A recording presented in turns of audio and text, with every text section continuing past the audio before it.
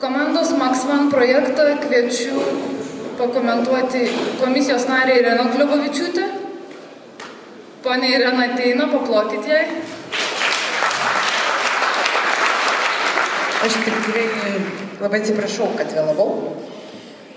Norėjau pasakyti, jog šitą komandą, mano manymu, visai galėjo praeiti antrą turą ir surinko 5 balsus ir mes ilgai ginčijomės dėl jos, reiškia, tolimesnių darbų, galimybės vykdyti juos ar ne.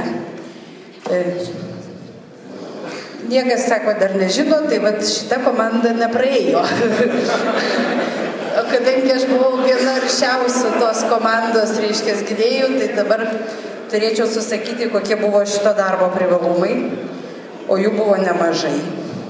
Visų pirma, buvo reiškia, pagal mūsų gradaciją buvo maždaug 3 tipai projektų. Vieni, sakysim, dalino tą teritoriją kvartalais, mes juos vadinom kvartaliniais. Kiti darė tokias atitrauktai ir visiškai nederinti prie senamiesčio matricų arba pikselių. Tokios darbus, kurie irgi buvo įdomus ir buvo vertintini. Ir trečias darbas mes vadinom neogotika, kas buvo labai keista, nes Kaune ir neogotika. Bet jų buvo labai daug ir iš jų buvo sunkiausia išrinkti kažkokį vieną pretendentą. Tai šitas darbas japonų jis buvo priskirtas prie kvartalinių.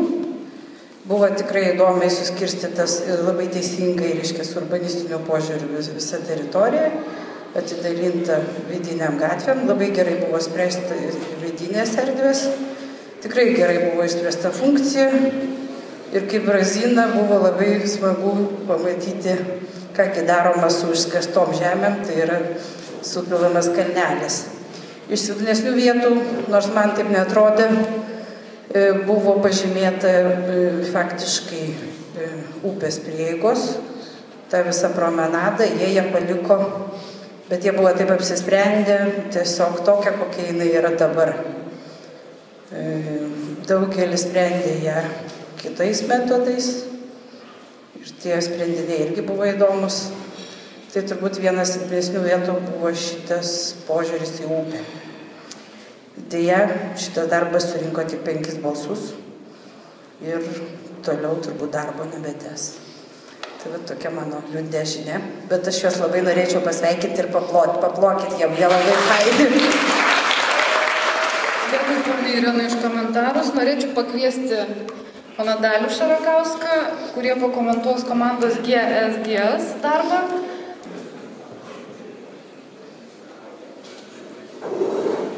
Darbas GSGS buvo žiauriai kritikuojamas. Masė probleminių vietų ir tik laimingo atsitiktinumo dėka jis buvo vis iš tikrųjų neblogai vertintas. Labai kritikuotas buvo stilobatas ir tas, kad jis toks labai keistas. Bet labai patiko užsakovui, kad daug visokių komercinių plotų, puikūs ryšiai, kad visi turistai išlipę iš autobuso eina į pilį per jų pastatą. Ir iš tikrųjų, man dabar šiandien labai sunku susikaupti, bet iš esmės vis tiek jį kažkodėl tai gerai įvertino. Dėkui, pana Dalių, iš komentarą. Kviečiu Marių Mateiką pakomentuoti komandos Process Office. Sveiki dar kartelį. Tai nežinau, ar yra dar gyvų iš Process Office. Norėtų tikėti, kad yra. Labai iš tikrųjų džiaugiuosi, kad man teko tą garbę pristatyti šitą komandą, nes tai viena jauniausių komandų, kaip ir turbūt aš toje komisijoje galiu žmonių. Ir tas jaunatviškas turbūt negaliu sakyti, ar maksimalizmas, bet kažkas toks proveržis toj komandai iš tikrųjų jautėsi, jis nesvetimas ir man, todėl ta komanda iš tikrųjų susilaukė labai daug diskusijų, kas iš karto liudija apie tos komandos potenciją ir jėgą ir tas šitos teritorijos įveiklinimas ir palikimas ir tas drąsus ėjimas į tą upę, nepaisant visko, ir jau pakrikštytas Sūrių, pakrikštyta teritorija prie pilies irgi labai įdomiai spręsta. Žodžiu, tų kablių buvo tos komandos sprendiniuose tikrai daug ir jie buvo labai diskutuojami ir tikrai nepaisant to, ką jūs sužinosit, kaip ten buvo ar nebuvo, ta komanda netolimoje perspektyvoje yra vertinama labai gerai, kaip labai potenciali jėga ir mes džiaugiamės, kad tokie projektuotojai yra, vystosi, auga ir tikiuosi su jais pasenti, su jų sprendiniais, gerais realizuotais ir to jam linkiu. Iš tikrųjų labai džiugus darbas ir tiek.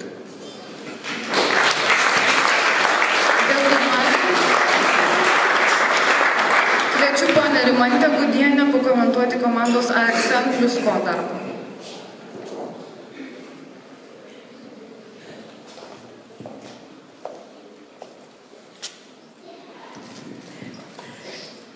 Galėčiau lygiai tą patį pasakyti, paantrinti, ką sakė kolega. Labai daug diskusijų susilaukė šitas darbas. Tikrai daug kas kalbėjo ir pasisakė už jį. Labai profesionalus buvo pagirtas, labai profesionaliai pristatytas už idėjiškumą ir už idėjų paieškas. Ir už tai, kad į Kauno senamiestį buvo stengiamasi grąžinti Radvilų miestą, istorinę tam tą semantinę visą reikšmę jo. Tačiau buvo sukritikuotas gal kažkiek dėl architektūrinės išraiškos.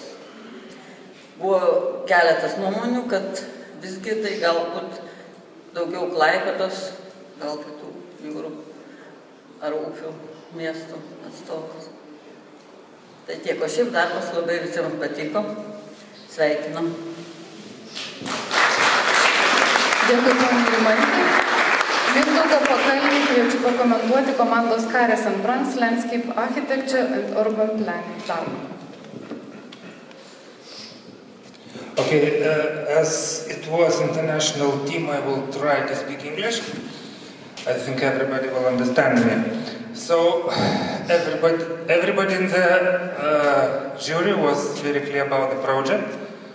I think that we Lithuanians at all think too much about the problems. And when the stranger comes to our country, you can see that our problems is not really problems. So, I say this in accordance with that work. Actually, everybody liked your clear and simple solution. From the other side, it was very contextual, and I think you managed to express the ideas you had in the papers. And one of successes of your work, I think, was that it was still unfinished. So you see that there is still big possibilities to think about something, and there are a lot of possibilities to do the work even better. Thank you.